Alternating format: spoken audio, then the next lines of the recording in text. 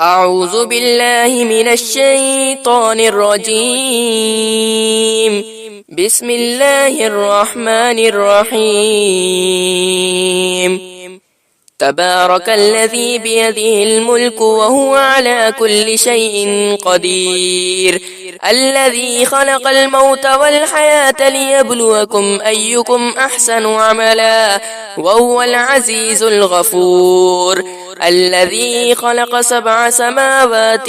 طباقا، ما ترى في خلق الرحمن من تفاوت، فارجع البصر هل ترى من فطور، ثم ارجع البصر كرتين ينقلب إليك البصر خاسئا وهو حسير، ولقد زينا السماء الدنيا بمصابيح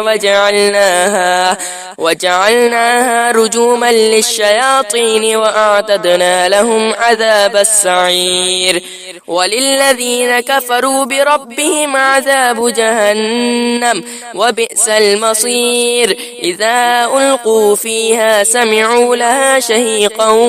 وهي تفور، تكاد تميز من الغيظ، كلما ألقي فيها فوج سألهم خزنتها ألم يأتكم نذير؟ قالوا بلى قد جاءنا نذير، فكذبنا وقلنا ما نزل الله من شيء إن أنتم إلا في ضلال كبير، وقالوا لو كنا نسمع أو نعقل ما كنا في أصحاب السعير، فاعترفوا بذنبهم فسحقا لأصحاب السعير، إن الذين يخشون ربهم بالغيب لهم مغفرة وأجر كبير، وأسروا قولكم أو اجهروا به إنه عليم بذات الصدور، ألا يعلم من خلق وهو اللطيف الخبير، هو الذي جعل لكم الأرض ذلولا فامشوا في مناكبها وكلوا من رزقه وإليه النشور، أأمنتم من في السماء أن يخسف بكم الأرض فإذا هي تمور، أم أمنتم من في السماء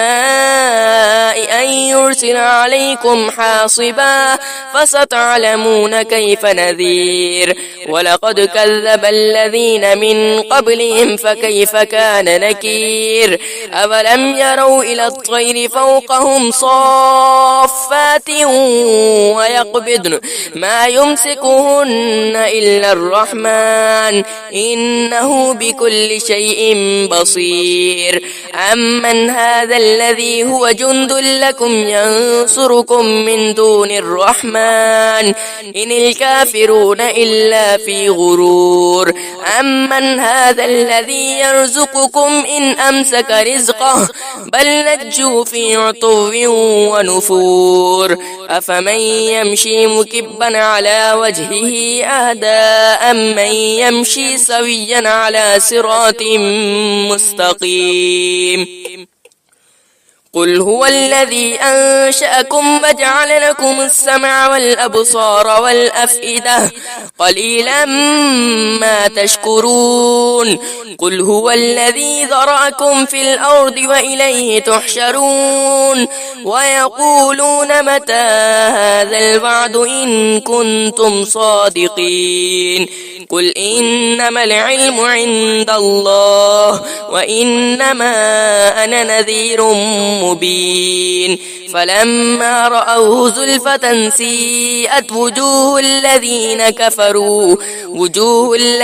كفروا وقيل هذا الذي كنتم به تدعون، قل أرأيتم إن أهلكني الله ومن معي أو رحمنا فمن يجير الكافرين من عذاب أليم، قل هو الرحمن آمنا به وعليه عليه توكلنا فستعلمون من هو في ضلال مبين قل أرأيتم إن أصبح ماؤكم غورا فمن